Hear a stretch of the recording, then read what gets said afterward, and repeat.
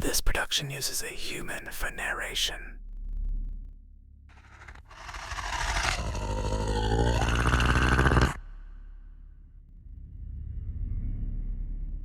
The first house my parents ever owned stood at the end of a quiet gravel road outside a farming town in the Western Cape. It was the kind of place South Africans described as solid, you know? Thick walls, low ceilings, cold passages, and doors that shut with the weighty finality of a bank vault. This house was their pride. My father bought it before I was born, when he was still convinced that permanence could be built with brick and mortar. My mother planted lemon trees in the yard and painted the kitchen twice because the first yellow was too cheerful, she said. My sister, Annika, was born there in that house. I was brought home there from a hospital because I was born like a civilized human. Every childhood memory I have before the age of 6 smells like that house. Polished old wood, a wet dog, and dust baking in the afternoon sun. Then one week we left. Not gradually, not sensibly, we just ran like fugitives. At 6, I only understood like fragments, my mother crying while stuffing clothes into black bags, my father snapping at anyone who asked a question, furniture abandoned, toys left behind. I had a He-Man. I never saw that He-Man again. One car packed so tightly that my knees were pressed against boxes for hours as we drove. There were no explanations, just we're moving. Children accept absurdities adults could never tolerate, you know? So life continued. A new town, a new school, and a new house. Whenever I asked why we left, my parents gave me the same answer, like the area was getting worse, we had to move. It was a lie so bland it never invited further inspection. So years passed. By the time my parents finally told us the truth, I was 32. My sister was 35. We were all sitting around their dining table after supper, rain hammering against the windows hard enough to make conversations feel insulated from the rest of the world. It was my mother who started.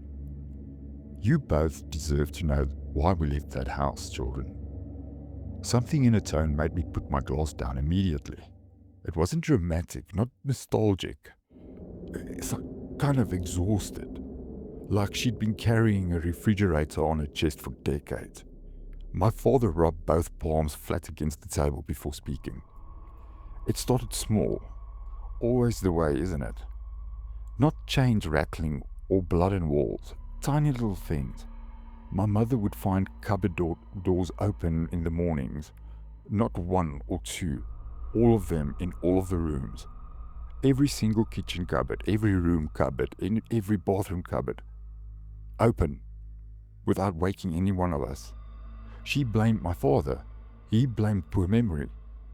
Then came the sounds. Footsteps in the passage after midnight. Not creaks, it was footsteps. Measured. Slow. Heel on ball of foot. The house had old Oregon pine floors, and my father demonstrated by tapping the table. Tock, tock, tock. A person walking barefoot. He thought it was burglars the first night, took his revolver and searched the house and the property, but there was nothing. The second night, the same thing. Third night, he searched before the footsteps started. He sat in darkness in the lounge with a gun in his lap, facing the passage. At 0113, he heard them again, coming from the far end, walking toward him, clear as day. But the passage remained completely empty. He said this without embellishment, without theatrics, which somehow made it much worse.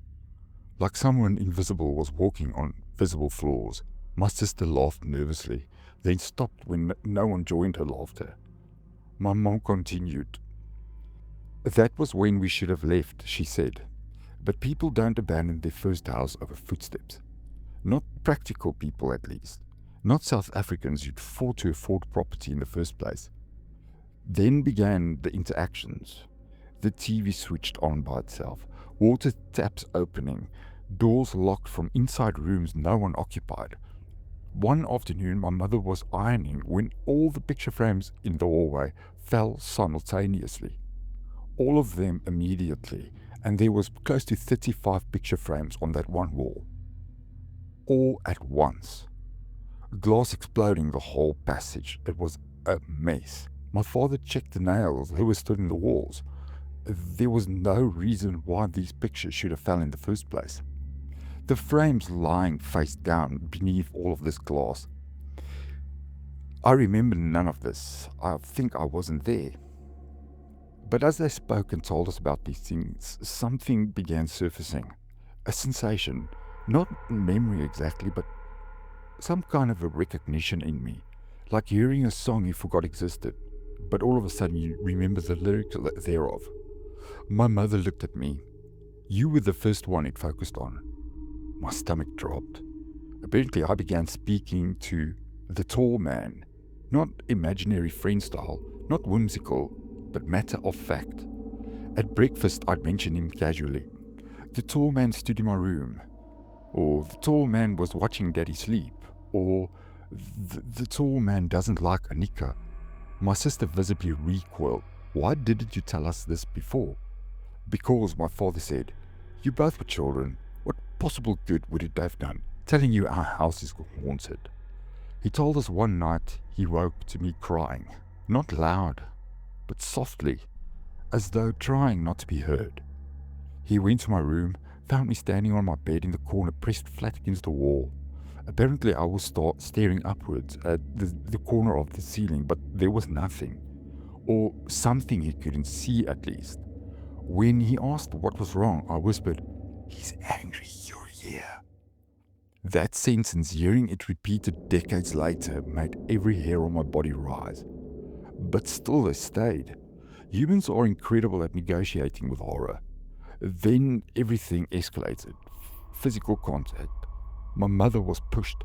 She didn't stumble, she was pushed hard enough while washing dishes that her ribs hit the counter edge and she was bruised. She thought my father had come up behind her, but he was outside. My sister was scratched down her back while asleep, 3 long parallel welts, deep enough to bleed through her pajamas. She began refusing to sleep alone. Then it went for my father. He was in the garage sorting tools when something hit him between the shoulder blades with enough force to send him face first into a workbench. No explanation, no falling object, no reason, just impact. He turned, convinced someone was physically there, but there was nothing. He left the garage and locked it. An hour later, every tool inside was scattered across the floor. My father paused here. For the first time all evening, he looked genuinely afraid. Not remembering fear, but feeling it again. The last night we were there, he said, was when we knew we had maybe hours. Rain battered the windows harder outside as he told us. Even as an adult, I suddenly hated that sound. My mother was asleep, my father was reading. Around 2 in the morning, all 4 bedroom doors in the passage slammed shut at once. Boom, boom, boom, boom. Hard enough to shake the walls. Then screaming. Not supernatural screaming, but human screaming. Anika, my sister, had been lifted. Actually lifted. Levitating into the air. Lifted partly off of the mattress by one ankle. She was hanging half upside down, clutching bedsheets, shrieking. My father ran in and physically grabbed her. Something resisted. Not metaphorically, he said it felt like a tug of war against another physical person. Then whatever held let go and they both fell backwards. My mum was trying to get to me, but my bedroom door would not open. It was jammed. Or not jammed, just held shut. They both pushed against it together. From inside, I was apparently screaming so hard I vomited. My father's shoulder charged the door until the frame splintered. When they got in, I was under the bed.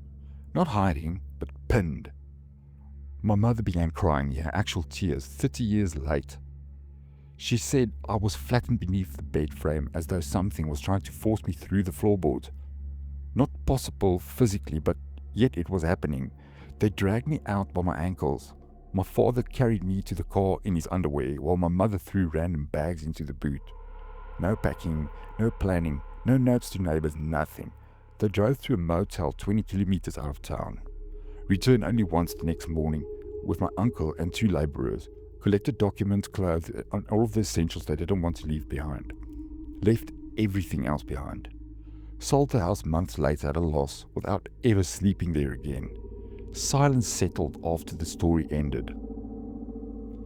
Not reflective silence, but contaminated silence, like the room itself had heard too much. Then my sister asked the question I had dared to form. Did it follow us anywhere? My father answered immediately no.